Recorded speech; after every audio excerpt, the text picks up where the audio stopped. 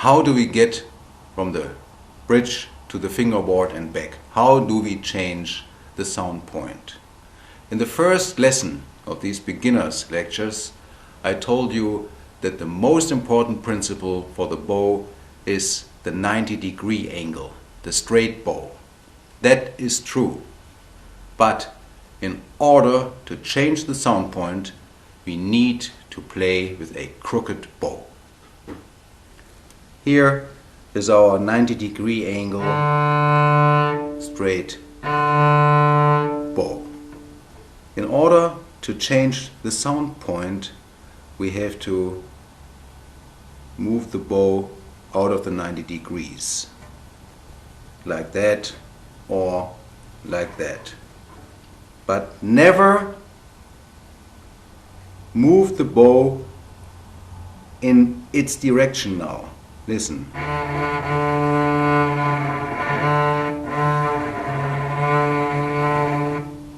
Doesn't give any sound, and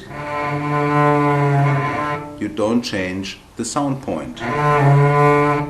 You stay on one point and kill the sound. No. You have to turn the bow, but still move it in the sense of a 90-degree angle. Look.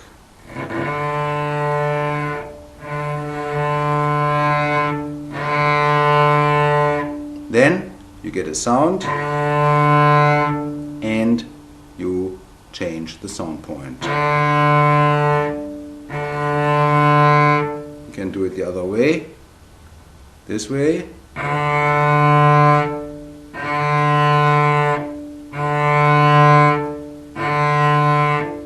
And back to the straight bow.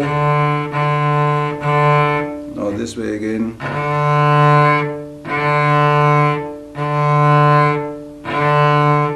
Again, do not pull the bow in its direction. And don't force it parallel from sound point to sound point. You see, nothing happens at all.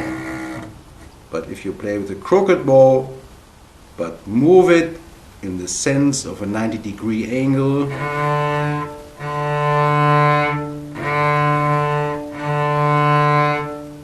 you get what you wanted.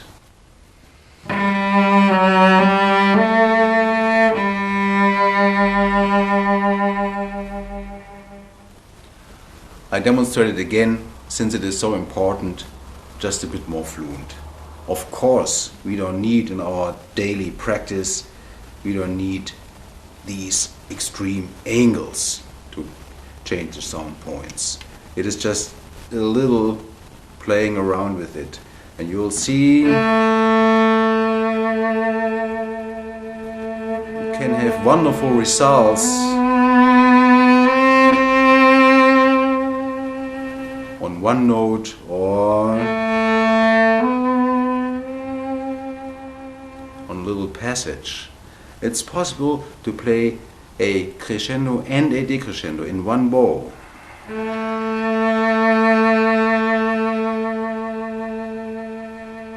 Up or two, we go to the bridge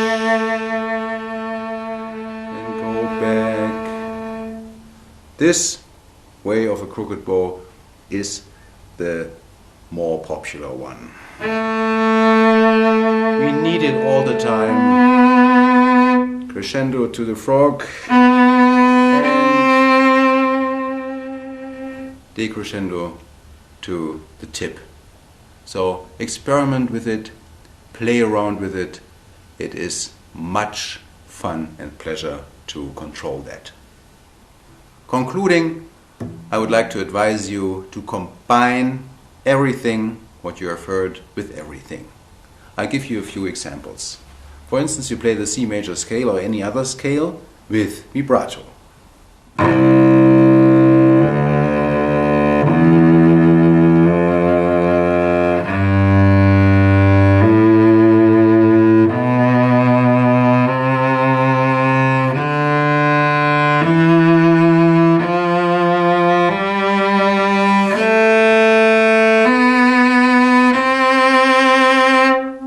Work It can be music too. Then you play the changes of positions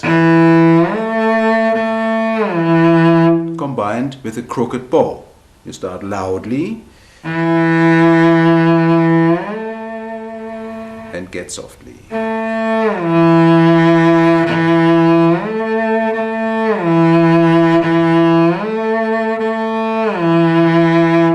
Or the other way around.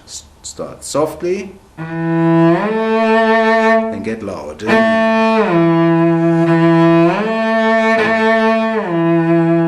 Or you play a finger exercise in the 3 fingers positions.